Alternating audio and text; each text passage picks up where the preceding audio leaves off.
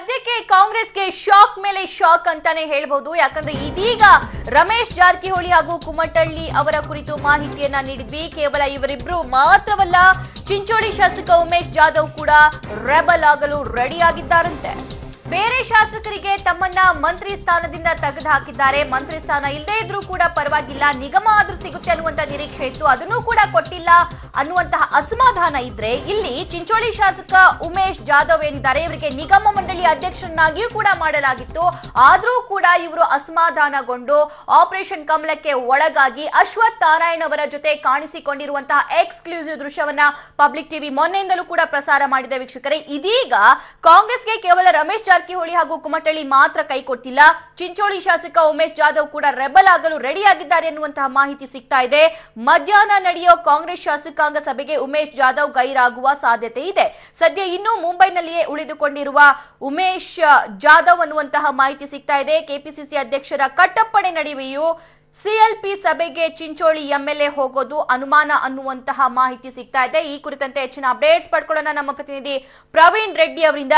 ಪ್ರವೀಣ್, ಇವತ್ತು ನಡೀತಾ ಇರುವಂತಹ ಸಿಎಲ್ಪಿ ಮೀಟಿಂಗ್ ತುಂಬಾನೇ ಇಂಪಾರ್ಟೆನ್ಸ್ ಅನ್ನ ಪಡ್ಕೊಂಡಿದೆ. ಈ ಮೀಟಿಂಗ್ಗೆ ಚಿಂಚೋಳಿ ಶಾಸಕರು ಹಾಜರಾಗಬಹುದಾ ಅಥವಾ ಏನಾಗುತ್ತೆ?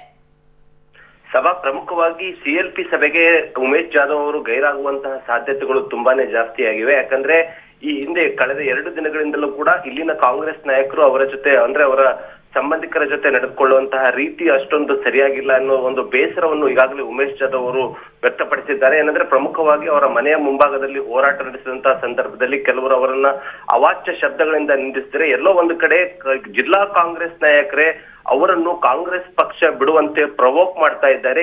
ಇದೆಲ್ಲದರಿಂದಲೂ ಕೂಡ ಉಮೇಶ್ ಜಾಧವ್ ಅವರು ತೀವ್ರ ನೊಂದಿದ್ದು ಈಗ ಲೋಕಸಭಾ ಚುನಾವಣೆಗಾಗಿ ಸಂಪೂರ್ಣ ಸಜ್ಜಾಗಿದ್ದು, ಯಾವುದೇ ಕ್ಷಣದಲ್ಲಾದರೂ ಕೂಡ ಈ ಒಂದು ರಾಜೀನಾಮೆ ನೀಡುವಂತಹ ಸಾಧ್ಯತೆಗಳಿವೆ ಅಂತ ಹೇಳಿ ಈಗಾಗಲೇ ಅವರ ಸಹೋದರ ರಾಮಚಂದ್ರ ಜಾಧವ್ ಅವರು ನಮಗೆ ಮಾಹಿತಿಯನ್ನು ಕೊಟ್ಟಿದ್ದಾರೆ. ಸಭಾ ಓಕೆ, ಬಟ್ ಅಲ್ಲಿನ ಸ್ಥಳೀಯ ಕಾರ್ಯಕರ್ತರು, ಅಲ್ಲಿನ ಜನರು ಮಾತ್ರ ಸಾಕಷ್ಟು ಟ್ರಾಲ್ ಮಾಡಿದ್ದಾರೆ, ಛೀಮಾರಿ ಹಾಕಿದ್ದಾರೆ, ಸೇಲ್ ಆಗ್ತಿದ್ದಾರೆ ಅಂತ ಕೂಡ ಹೇಳ್ತಿದ್ದಾರೆ. ಆದ್ರೂ ಕೂಡ ಸುಧಾರಿಸ್ಕೊಳ್ತಿಲ್ವಾ ಸಾಹೇಬ್ರು ಅಂತ?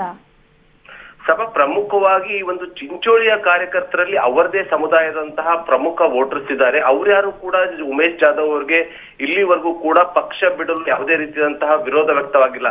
ಹೀಗಾಗಿ ಎಲ್ಲೋ ಒಂದ್ ಕಡೆ ಇದು ಉಮೇಶ್ ಜಾಧವ್ ಅವರಿಗೆ ಪ್ಲಸ್ ಪಾಯಿಂಟ್ ಅಂತ ಹೇಳ್ಬೋದು. ಈ ಹಿಂದೆ ಅವರ ಮನೆಯ ಮುಂಭಾಗದಲ್ಲೂ ಕೂಡ ಪ್ರತಿಭಟನೆ ನಡೆಸೋದ್ರಲ್ಲಿ ಯೂತ್ ಕಾಂಗ್ರೆಸ್ನವರಿದ್ರು.